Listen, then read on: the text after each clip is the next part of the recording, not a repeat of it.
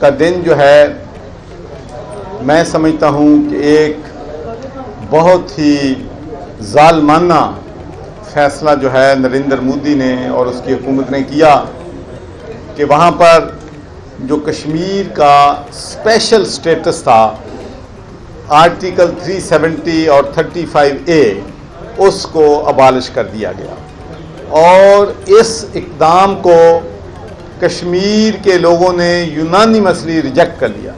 कश्मीर का एक भी लीडर जो है इस जो तब्दीली लाई गई है कश्मीर के स्टेटस में वो नरेंद्र मोदी के साथ नहीं है। तो मैं सबसे पहले तो प्राइम मिनिस्टर वज़ीर आज़म इमरान खान का शुक्रिया भी अदा करना चाहता हूं कि उन्होंने कश्मीर के इशू को पूरी दुनिया में जो उन्होंने कहा था कि मैं कश्मीर का सफ़ीर बनूंगा, उन्होंने कश्मीर का सफ़ीर बनकर दिखाया।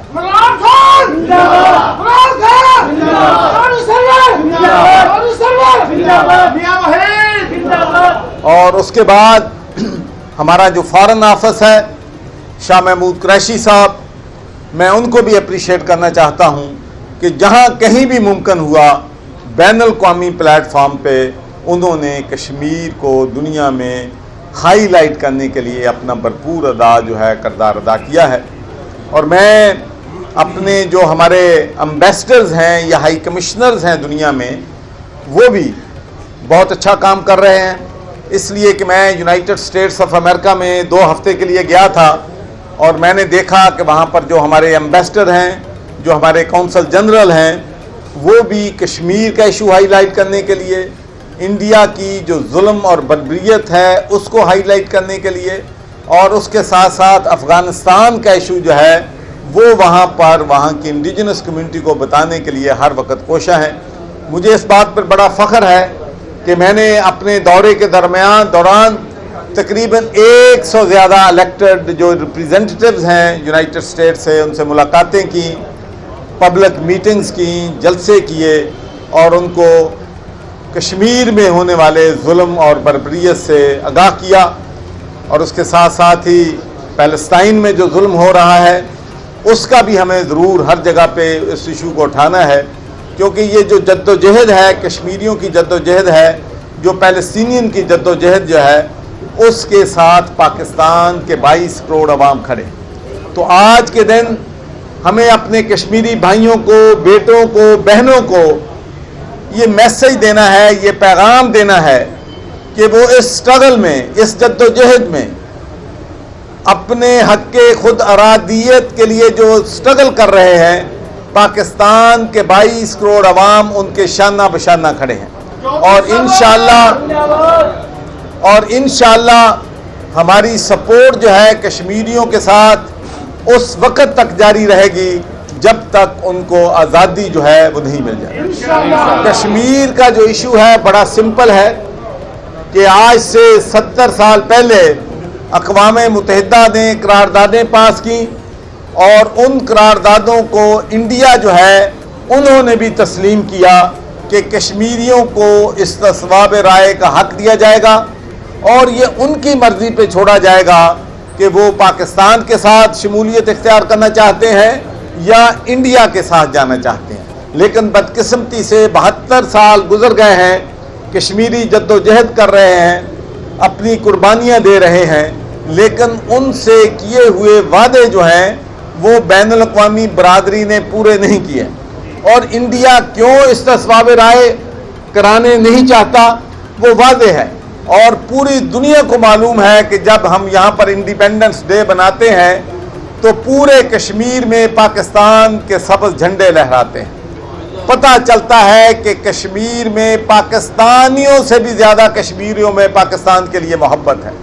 उनके पास कलाशन तोहफे हैं, जुल्म है, बर्बरियत है, उनको पाबंद सलासल किया जाता है, बच्चों के सामने पेरेंट्स को टॉर्चर किया जाता है, पेरेंट्स के सामने बच्चों को कत्ल किया जाता है, लेकिन उनकी आज़ादी की जद्दोजहद में इजाफा होता है, कमी नहीं होती। तो तलवारों के साए में वो पाकिस्तान जिंदाबाद के नारे लगाते हैं, वो पाकिस्तान के झंडे लहराते हैं। और जब 15 अगस्त आता है, जब इंडिया की आज़ादी का दिन आता है, तो वो स्याह झंडे लहराते हैं। तो ये रेफरेंडम हो चुका है, कश्मीरियों ने अपना फैसला दे दिया है कि वो पाकिस्तान के साथ शामिल होना चाहते हैं और इंशाअल्लाह वो पाकिस्तान के साथ शामिल हों। और उसके साथ साथ मैं ये भी कहना चाहता हूँ कि कश्मीरी जो है मुकम्मल लॉकडाउन में है, बेचारे घरों से बाहर नहीं निकल सकते, उनको टार्चर किया जाता है और फेक काउंटर किए जाते हैं। उनको कहा जाता है कि ये पुलिस मुकाबला था और उसमें हमारे लोगों को वहाँ पर शहीद कर दिया जाता है। तो ये जुल्म और बर्बरियत जो है हमेशा नहीं रह सकती। इंशाअल्लाह कश्मीरियों की आज़ादी का दिन जो है एक दिन ज़रूर आएगा, कश्मीर आज़ाद होगा। और नरेंद्र मोदी का मैं आपको ये भी बताना चाहता हूँ कि नरेंद्र मोदी का एजेंडा शुरू से ही मुसलमानों के ख़िलाफ़ है। और जो उसने सिटीजन अमेंडमेंट एक्ट जो इंडिया में लेके आया है, जिसमें उन्होंने एक कम्युनिटी को डिस्क्रिमिनेट किया है, इसकी दुनिया में कोई मिसाल नहीं मिलती। और अब मैं उन लोगों का भी शुक्रिया अदा करना चाहता हूं कि जो बरतानिया की पार्लियामेंट के मेंबर हैं, अमेरिका की सेनेट के मेंबर हैं, कांग्रेसमैन हैं, यूरोपियन पार्लियामेंट के मेंबर हैं, जो इस मुश्किल वक्त में ह्यूमन राइट्स को देखते हुए कश्मीरियों की सपोर्ट करते हैं। और मैं आपसे शेयर करना चाहता हूं, अभी चंद दिन पहले मेरी और मैं फाबियो मसीनो कसाल्डो का जो कि वाइस प्रेसिडेंट हैं, यंगेस्ट वाइस प्रेसिडेंट है यूरोपियन पार्लियामेंट का, उसका भी तहे दिल से शुक्रिया अदा करना चाहता हूं। और उन 16 मेंबर ऑफ यूरोपियन पार्लियामेंट का भी शुक्रिया अदा करना चाहता हूं जिन्होंने president of the European commission जो है उसको ख़त लिखा है, उसमें कश्मीर में होने वाले जुल्म पे तशवीश का इज़हार किया है और वहाँ की यूरोपियन यूनियन से मुतालबा किया है कि इंडिया के ख़िलाफ़ ह्यूमन राइट्स जो वायलेट कर रहा है सख्त से सख्त जो है एक्शन लिया जाए। तो इंशाअल्लाह हम हर बैनुल अक़वामी प्लेटफॉर्म पे कश्मीर की आवाज़ इंशाअल्लाह बुलंद करते हैं और इंशाअल्लाह करते रहेंगे।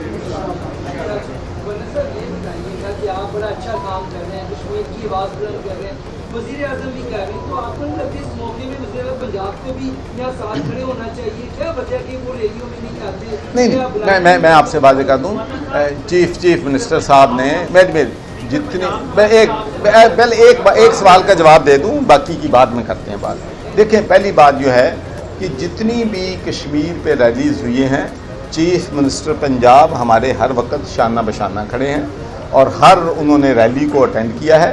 आज उनकी कोई पर्सनल कमिटमेंट थी जिनकी वजह से उन्हें इस्लामाबाद पहुंचना था, वरना वो भी यहाँ पर वही इतने ही कश्मीर के साथ कमिटेड हैं जितने वो हैं। और उनके 3 मिनिस्टर जो हैं यहाँ पर, गर्देजी साहब हैं, अपने भट्टी साहब हैं और मलिक साहब हैं, तो ये उनको रिप्रेजेंट करने के लिए आज यहाँ पर मौजूद है।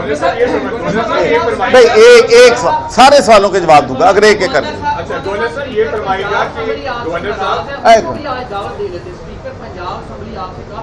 नहीं नाराज। देखें, मैं आपको एक बात बताऊं, ये इजहार राय जो है ना, उसको आप नाराज़गी नहीं कह सकते। स्पीकर साहब हमारे लिए काबिल एहतराम हैं। स्पीकर साहब जो हैं हमारे इत्तेहादी हैं, हमने इलेक्शन इकट्ठे लड़ा है, हम 3 साल से कोलिशन गवर्नमेंट इकट्ठे चला रहे हैं, तो एक दूसरे के ख़िलाफ़ कोलिशन में रिजर्वेशन होती हैं और इंशाअल्लाह वो भी बहुत जल्द दूर हो जाएंगे। अच्छा, ये मंदी सी पता है।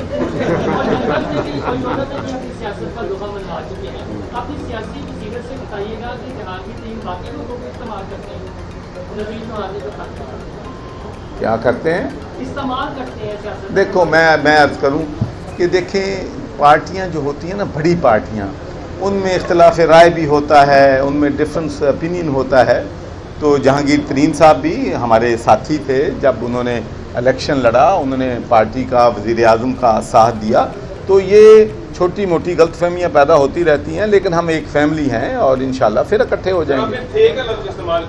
हैं अभी ये फरमाइएगा कि आज़ाद कश्मीर के हर गल एक लफ्ज़ भी पकड़ते होती हैं। गवर्नर साहब, आज़ाद कश्मीर के जो वज़ीर आज़म अब्दुल क़य्यूम नियाज़ी साहब आए हैं, उस हवाले से जो पहले नाम सामने आ रहे थे बड़े बड़े पिलर, वो नहीं आए, एक नया बंदा सामने आ गया है उस्मान बुज़दार साहब की तरह।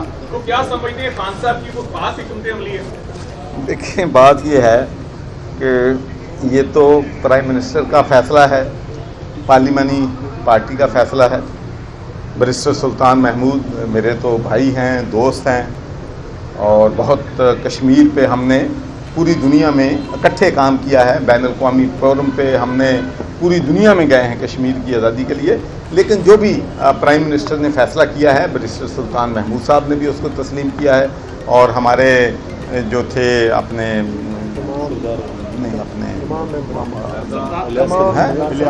सरदार साहब ने भी वो फैसला जो है वो तस्लीम किया। देखें, पार्टियों में पार्लिमानी लीडर जो हैं, प्राइम मिनिस्टर फैसला करते हैं तो सारी पार्टी ने तस्लीम किया। सर, आज के हवाले से क्या पैगाम देना चाहिए? जी, आज के हवाले से मेरा एक ही पैगाम है कि देखें, एक तरफ तो हमारे कश्मीरी भाई जो हैं, हमारी बहनें हैं, हमारी बेटियां हैं, पाकिस्तान से मोहब्बत में, पाकिस्तान से अलहाक में अपनी जानों की कुर्बानियां दे रहे हैं, और दूसरी तरफ हमारी अफवाज पाकिस्तान, हमारी इंटेलिजेंस एजेंसीज, हमारी पुलिस दहशतगर्दी के ख़िलाफ़ जंग में अपनी जानों को रिस्क में भी डाल रहे हैं, अपनी जानों के नजराने भी दे रहे हैं। तो मैं समझता हूँ कि इन हालात में हम सियासतदानों पे भी लाजम है कि हम भी अपनी जो जिम्मेदारियाँ हैं मुल्क और कौम की, उनको निभाएं, और मुल्क के लार्जर इंटरेस्ट में, सियासत में डिफरेंस ऑफ ओपिनियन होती है, मुखालफत होती है, लेकिन मुल्क के इंटरेस्ट में हमें इकट्ठा होना चाहिए, हमें आपस में रिकन्सिलेशन करनी चाहिए। तो मेरा ख्याल है कि आज के दिन मेरा पैगाम ये है कि देखिए, हम हर इलेक्शन में कहते हैं कि जी धांधली हो गई है। आज तक जब से पाकिस्तान बना है, जीतने वाले को कभी हारने वाले ने मुबारकबाद नहीं दी। पूरी दुनिया में जीतने वाले को उसी दिन हारने वाला कंसीड करके मुबारकबाद देता है। तो क्या वजह है कि लोगों को इस जो प्रोसेस है, इस पे शकूक व शुबहात हैं, वो समझते हैं कि इसमें ट्रांसपेरेंसी नहीं है। तो इसको लाने के लिए, अकाउंटेबिलिटी को, ट्रांसपेरेंसी को, शफाफ इलेक्शन के लिए हम बार बार अपोजिशन को दावत दे रहे हैं कि आएँ, हमारे साथ बैठें, ताकि अगला इलेक्शन ऐसा शफाफ इलेक्शन हो कि हारने वाला जो है जीतने वाले को मुबारकबाद।